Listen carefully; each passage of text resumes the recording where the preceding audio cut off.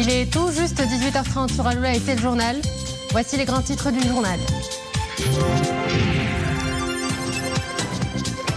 À la une de l'actualité, la visite au Maroc du haut représentant de l'Union européenne pour les affaires étrangères et la politique de sécurité, vice-président de la Commission européenne, Josep Borrell.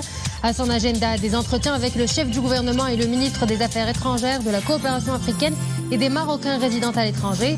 L'occasion de mettre en relief le partenariat stratégique et fructueux entre le Maroc et ses partenaires européens. Rétro 2022, ce soir, zoom sur les enjeux socio-économiques et les grands chantiers lancés pour une économie résiliente et compétitive dans une conjoncture mondiale tourmentée et secouée par une série de crises. Le Maroc mise sur le Made in Morocco, la promotion des petites et moyennes entreprises, sans oublier le social.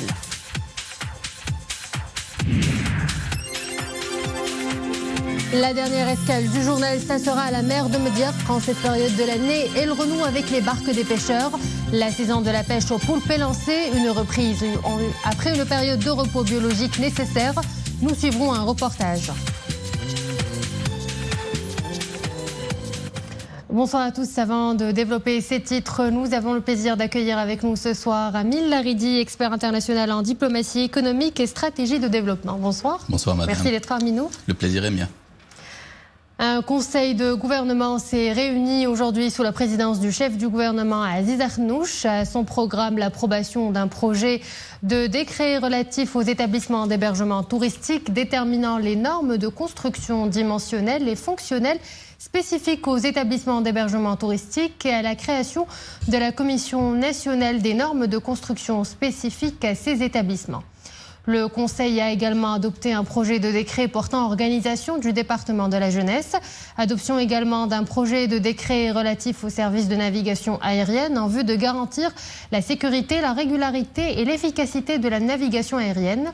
Et puis ce Conseil de gouvernement a pris connaissance de l'accord conclu entre le gouvernement et le Centre international pour le développement des politiques migratoires relatif à l'établissement d'une représentation permanente du centre dans le Royaume. Le haut représentant de l'Union européenne pour les affaires étrangères et la politique de sécurité, vice-président de la Commission européenne, Josep Borrell, en visite au Maroc. Ce matin, il s'est entretenu avec le chef du gouvernement, Aziz Akhannouch.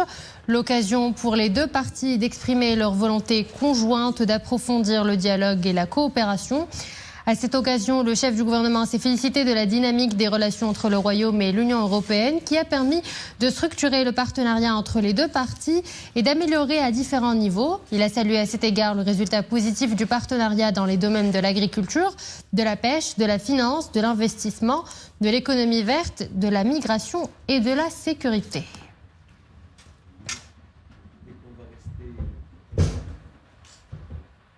Un partenariat solide et stratégique entre le Maroc et l'Union européenne qui se traduit par une coopération multiforme en plus de 10 ans. Le niveau des échanges commerciaux entre les deux parties a triplé. Un partenariat historique que les deux parties entendent approfondir. Fouad Harch avec Iman Ablou. Un partenariat solide, stratégique et pertinent. Le Maroc et l'Union européenne dressent le bilan d'une année fructueuse et prospectent les projets inscrits à l'agenda 2023. C'est une année aussi marquée par le renforcement du contenu de notre partenariat, par la signature du partenariat vert, par la signature de conventions de coopération financière couvrant près de 500 millions d'euros pour l'année 2022-2023, par le renforcement de notre concertation et de notre dialogue politique et par une coopération renforcée dans tous les domaines sur la migration, sur le développement économique et d'autres secteurs. Un balai diplomatique doublé d'une dynamique économique qui englobe plusieurs domaines de coopération. Cette visite se veut aussi l'occasion d'une discussion approfondie sur la mise en œuvre de ce partenariat, y compris dans la perspective du nouvel agenda pour la Méditerranée.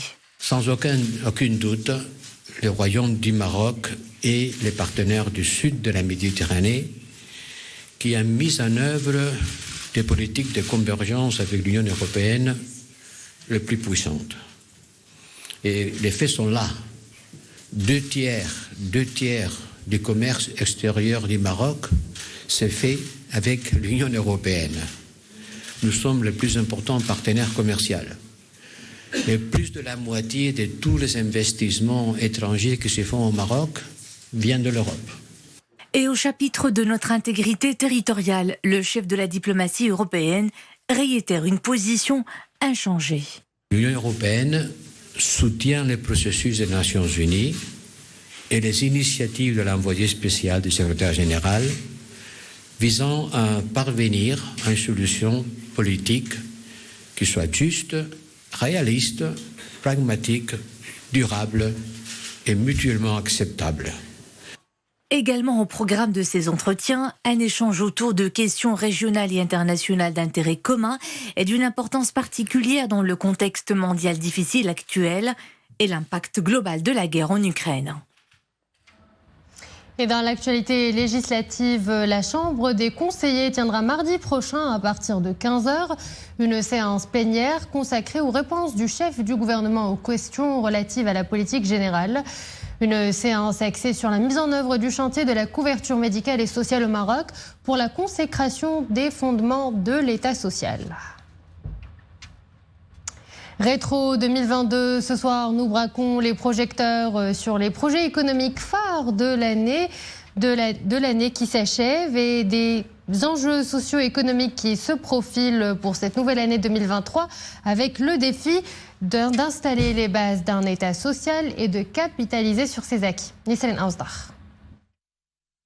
Dans un contexte mondial marqué par la spirale inflationniste et par les conséquences de la crise russo-ukrainienne, l'économie marocaine s'est montrée résiliente pendant l'année écoulée. Derrière cette résistance, une stratégie nationale ambitieuse qui fait de l'investissement un levier fondamental. L'idée est de poser les jalons d'une économie compétitive, encourager les PME, promouvoir le Made in Morocco, tout en consacrant les piliers d'un État social. ورش الحماية الاجتماعية ومن أبرز الأوراش اللي غادي يشهدها المغرب في هذه السنة هذه واللي من خلالها غادي تكون Le chantier social s'est érigé comme une principale priorité pendant l'année 2022. On peut dire que 2023 sera par excellence l'année de la continuité de ces efforts, afin de venir en aide aux familles vulnérables.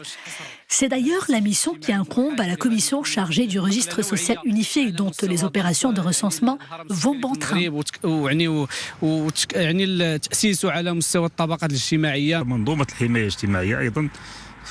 Le chantier de la généralisation de la couverture sociale et l'instauration de l'indemnité pour perte d'emploi, les réformes fiscales, celles des caisses de retraite, autant de mesures qui participent à la promotion du chantier social tout en coûtant à la trésorerie de l'État 50 milliards de dirhams.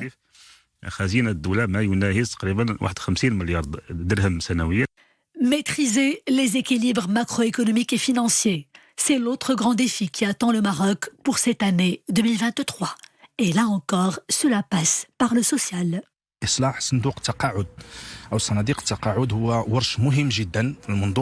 Les réformes sociales engagées par le Maroc sont révolutionnaires. Leur accélération s'impose dans ce contexte de post-Covid-19.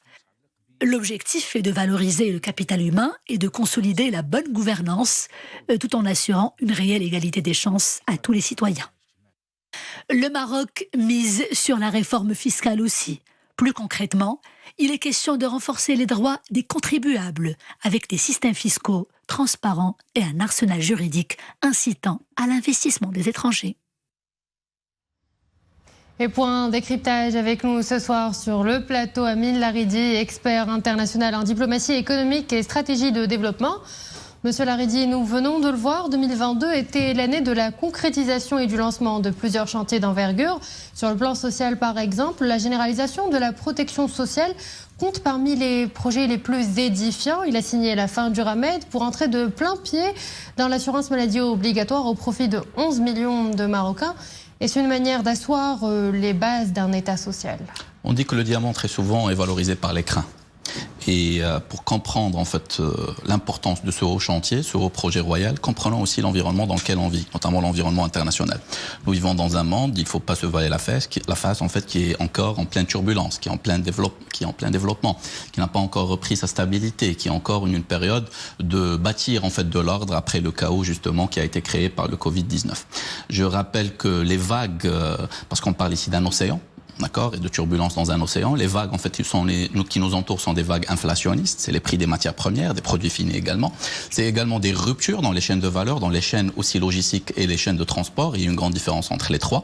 C'est également aussi un monde où on a encore des rixes entre les pays. On a encore, voire des crises politiques et des guerres. D'accord. Nous vivons dans un monde où il y a des vents de crise alimentaire, le retour des défis asymétriques et terroristes qui reviennent, etc. Et pourtant, il y a aussi de l'éclaircie, pourtant, il y a aussi de l'opportunité. Encore faut-il que les bateaux arrivent à bon port. Et le Chabak marocain, j'utilise cette métaphore d'un type de bateau, en fait, typiquement marocain, historique, a un capitaine, un grand leader, Sa Majesté le roi Mohammed VI, que Dieu l'assiste, qui a une vision. Et c'est très important d'avoir une vision en période de crise, parce qu'il ne s'agit pas uniquement de surfer les vagues, mais de savoir où est-ce qu'on va. Et notre capitaine, notre roi, Sa Majesté le roi Mohammed VI, sait où est-ce qu'on va. On va vers un Maroc de dignité, on va vers un Maroc de prospérité, on va vers un Maroc où toutes les couches sociales se retrouvent, un Maroc bâti par les Marocains, pour les Marocains, un Maroc de souveraineté, c'est très important en fait de le noter, d'intégrité territoriale, mais aussi de responsabilité et de rayonnement à l'international. Et c'est dans ce monde-là, plein de défis, qu'on a transformé un ensemble en fait de menaces en des opportunités.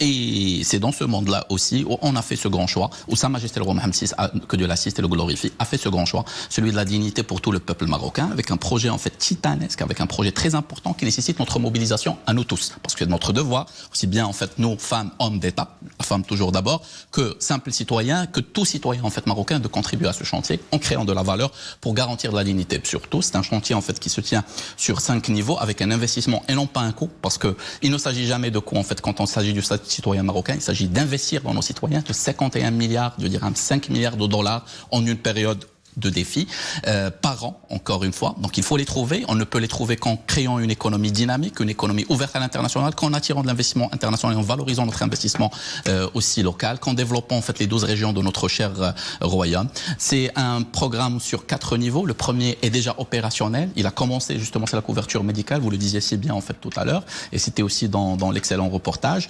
Un chantier qui est déjà opérationnel et avec un choix symbolique, celui de commencer par les agriculteurs, de commencer par les artisans, de commencer par les commerçants, de commencer par les chevilles ouvrières de cette nation. Les 3 en fait niveaux, le premier en fait il commence cette année, déjà c'est celui aussi des allocations familiales. C'est le Maroc qui fait le choix aussi de la famille, du tissu familial, c'est dans notre héritage, c'est dans notre culture, mais c'est aussi un choix souverain au moment en fait où d'autres pays voient le tissu familial en fait s'effriter. Le Maroc lui mise sur la famille, mais mise aussi sur l'éducation. 3e et 4e bien sûr, on le sait tous. Il s'agit aussi de valoriser nos seniors, donc à travers une retraite qui est généralisée, nos grands-parents qui nous sont si chers dans notre culture et aujourd'hui au présent et dans le futur, et aussi nos jeunes, on a aussi des indemnités de perte d'emploi.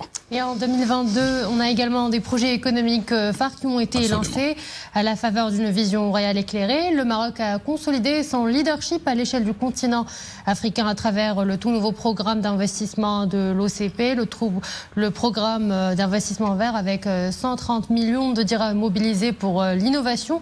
L'énergie verte, c'est un défi de taille dans le contexte actuel, la sécurité alimentaire. Absolument, sécurité alimentaire, un très grand défi, vous en parliez tout à l'heure, le monde est en crise, il y a besoin d'avoir en fait des chaînes de valeur de proximité. Les pays européens aujourd'hui sont en train d'augmenter leur stock stratégique, c'est du jamais vu depuis la période en fait de la guerre froide, il faut le dire, sauf qu'il n'y a pas suffisamment de ravitaillement, il n'y a pas suffisamment aussi de zones de sourcing. Or, le Royaume du Maroc a un savoir-faire en matière de phosphate, un savoir-faire en matière d'engrais, un savoir-faire en matière agricole, peut être un réceptacle déjà pour livrer à partir de la production nationale qui est très importante et de qualité, on a l'expertise, mais aussi pour être un réceptacle d'investissement dans notre continent africain qui recèle en fait du plus grand potentiel aussi de production agricole. Et pour revenir à ce beau projet qui a été présenté dans une cérémonie officielle présidée par notre souverain Sa Majesté le roi Mohammed VI, parlant de chiffres. On parle d'abord de 13 milliards de dollars d'investissement. C'est 13% du PIB national. C'est immense. C'est immense pour que l'OCP puisse atteindre 14 milliards de dollars de chiffre d'affaires. Essentiellement en devises, avec un taux de valeur ajoutée. Là, je ne parle pas d'intégration, je parle de valeur ajoutée de plus de 70%. en devise, encore une fois. On parle de 25 000 emplois, donc 25 000 familles qui vont être fondées, qui vont être touchées positivement par ce programme. Et des emplois à forte valeur ajoutée. Il s'agit d'ingénieurs, il s'agit de managers qui vont gérer les process et les optimiser. Il s'agit d'ingénieurs qui vont gérer aussi bien la mine que l'industrialisation que la transformation. Il s'agit aussi de jeunes issus en fait de la formation professionnelle de techniciennes et de techniciens, d'accord, qui vont créer cette valeur ajoutée. Il s'agit aussi de transformer un ensemble d'imports en une production nationale. Je fais un clin d'œil ici à la notion d'ammoniac vert. On aura peut-être l'occasion d'en parler, qui lui-même est issu en fait de l'hydrogène vert, qui lui-même est issu d'un processus d'électrolyse qui se base en fait sur de l'énergie verte, et le Maroc en fait est un pionnier dans le domaine. On parle aussi de l'OCP qui est passé de l'export en fait de la roche, d'accord, à une valorisation de cette roche, un processus de flottation. On ne récupère pas uniquement le phosphate, mais aussi, et c'était venu aussi dans le communiqué officiel, on récupère aussi les terres rares, on récupère aussi le lithium, c'est important pour nos téléphones et pour nos chargeurs. On récupère aussi un ensemble de produits et de métaux ferreux, donc c'est une valorisation dans la durabilité. On parle aussi d'une OCP aujourd'hui fierté nationale, dont on se doit aussi d'être très fier de son processus de production, parce qu'il a transformé un bon nombre en fait de menaces, notamment l'utilisation d'eau pour le processus industriel en utilisation d'eau non conventionnelle, notamment à travers la transformation en fait de l'eau de mer, ou ce qu'on appelle le processus de dessalement d'eau ou dessalinement d'eau, qui profitera non seulement aux besoins industriels, mais aussi à la communauté autour de ces sites. On parle aussi d'énergie renouvelable. L'OCP en fait prévoit, c'est un chiffre très important à noter, 5 gigawatts, 5000 mégawatts aussi d'investissement dans l'énergie renouvelable, avec une combinaison très typique entre l'énergie solaire, énergie éolienne, ce qui permet aussi une productivité 24 heures sur 24. On parle aussi d'une OCP qui aujourd'hui n'exporte pas uniquement les engrais, et c'est déjà un pan très stratégique. Elle exporte un savoir-faire, une expertise. On accompagne en fait l'agriculteur depuis le mapping du terrain pour que chaque gramme de phosphate, chaque gramme d'engrais aille là où il faut. On accompagne l'agriculteur pour produire aussi une agriculture qui est moderne. On accompagne aussi l'agriculteur jusqu'au marché final. Une vraie contribution à la sécurité alimentaire mondiale. Autre grand projet pour booster les investissements et la croissance économique, la nouvelle charte de l'investissement, un programme qui s'annonce comme un game changer. Comment est-ce que ce grand chantier se traduit-il sur le terrain ? Écoutez, chantier stratégique, ça va de choix. C'est un chantier dont on a parlé à plusieurs reprises, sortant un tout petit peu en fait, tout en restant dans la ligne officielle, sortant en fait des idées reçues.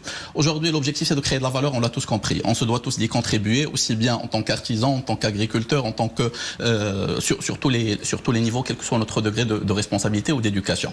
La charte, justement, elle prévoit l'accompagnement des TPE-PME, d'une part, et l'accompagnement des grandes entreprises. Elle prévoit le développement territorial, aussi bien le rural que l'urbain, et c'est important en fait d'avoir des projets en fait spécifiques par rapport à chacune d'entre elles. Les 12 régions du Maroc, mais aussi en fait une diversification des partenaires économiques du Maroc. Et je rappelle en fait que 3 ou 4 régions du Maroc réalisent plus de 90% de nos exports, et également que 3 partenaires économiques sont les nommés, qui sont très importants pour nous, d'accord, mais ils représentent quand même plus de 80%. Donc on a une obligation stratégique de diversification des partenaires, et aussi de permettre en fait à l'économie nationale de rester aussi compétitive. Et là, je fais un clin d'œil avec un projet très important et un champion national, c'est celui de l'énergie.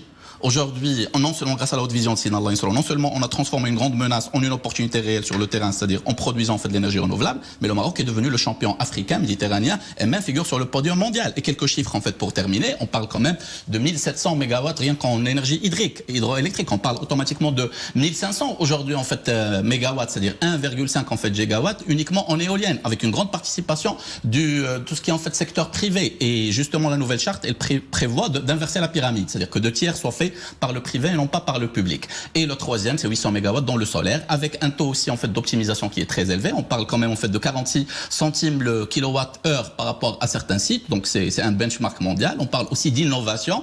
La dernière fois, en échangeant avec le directeur général de l'ONE, en fait, il me faisait part qu'ils étaient déjà en matière de recherche et développement avec de grands producteurs mondiaux, sans les nommer pour ne pas leur faire de publicité, pour que les turbines commencent à consommer justement de l'hydrogène vert, où le Maroc et nos provinces du Sud et le Sahara marocain figurent parmi les têtes de proue des investissements étrangers dans le monde. Donc on a aussi bien l'optimisation, la technologie que le savoir-faire, et c'est un champion qui permet aujourd'hui à l'industrie nationale, mais aussi en fait aux différentes entreprises de bénéficier d'une électricité qui est compétitive. Laridi, la conjoncture mondiale difficile impacte naturellement l'économie nationale, la crise sanitaire, le conflit en Ukraine, l'inflation, l'envolée des prix des hydrocarbures.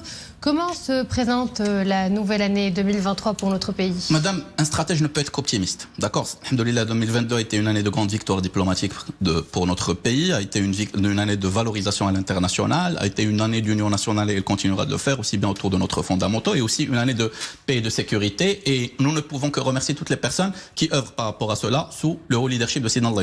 Maintenant, l'année à venir, en fait, pour terminer sur une note qui est positive, on se doit de l'avoir, mais aussi sur une note d'empowerment, parce qu'on a une responsabilité. Il y a 2 points. Je vais pas rentrer en fait dans la tergiversation, et je la connais très bien, sur en fait la relation entre les taux inflationnistes et aussi sur le taux directeur en fait de la Banque al Maghreb. Il y a suffisamment en fait de macroéconomistes en fait au Maroc pour le faire. Moi, je vais donner en fait 2 propositions réelles qui sont issues de solutions réelles et d'études qu'on a faites. La première, c'est celle en fait de la valorisation des centrales d'achat nationaux. D'accord, des centrales qui doivent être holistiques, qui doivent être inter-industrielles, mais aussi destinées à acheter non seulement pour le marché marocain, mais pour le marché international. Pourquoi?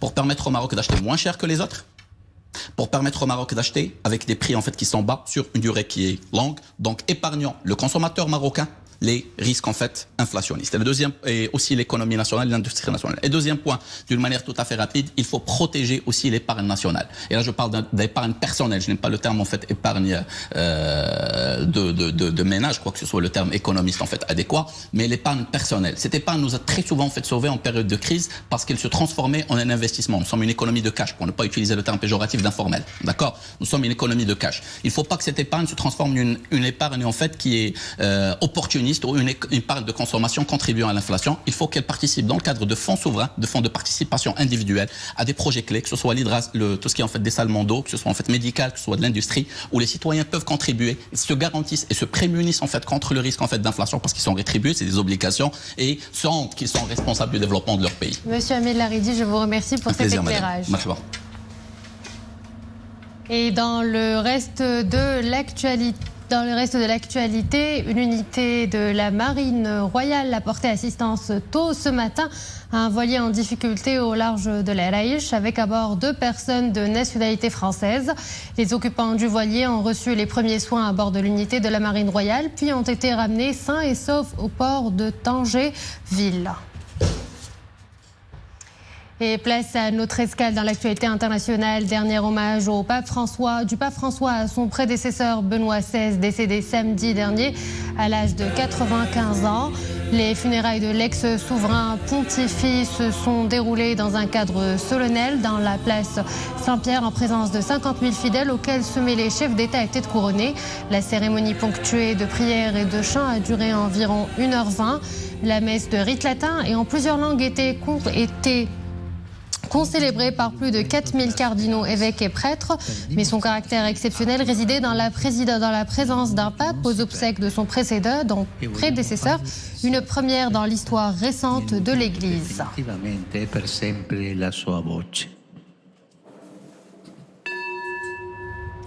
Aux États-Unis, le Congrès américain s'enfonce dans la paralysie. Une nouvelle journée sans speaker.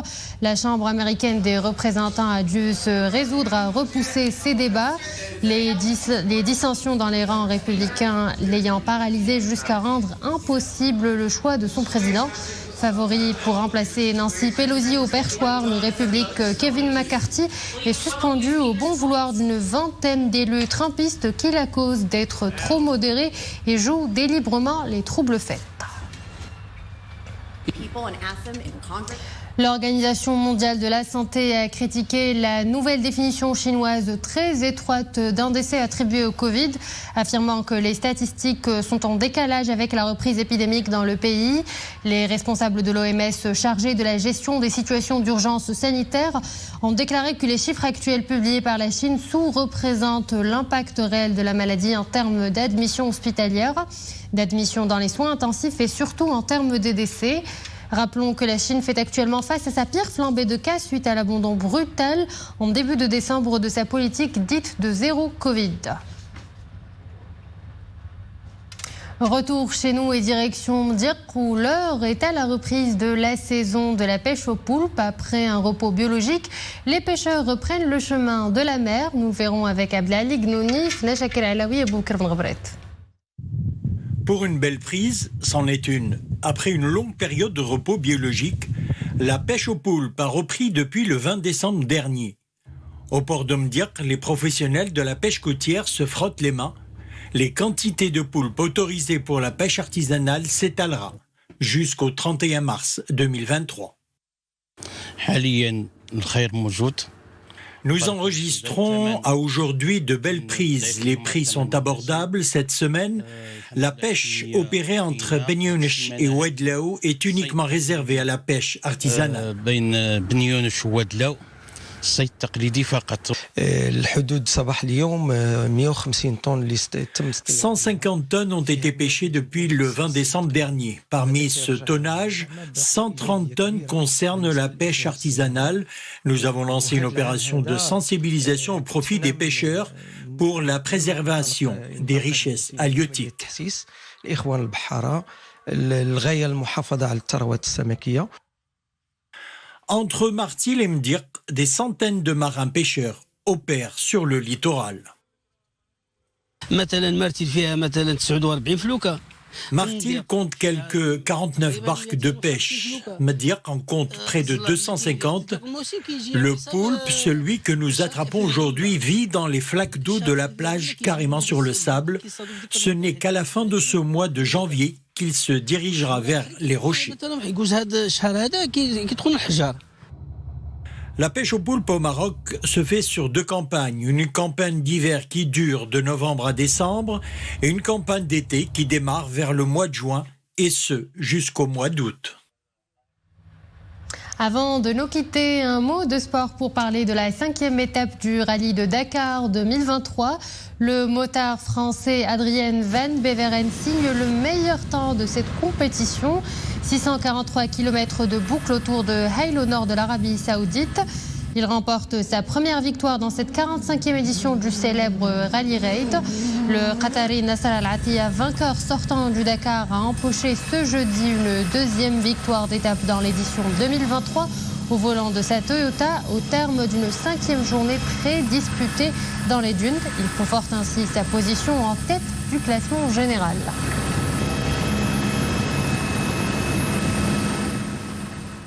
Et voilà, c'est la fin de cette édition. Merci à vous de l'avoir suivi. Excellente suite des programmes sur Al-Oula.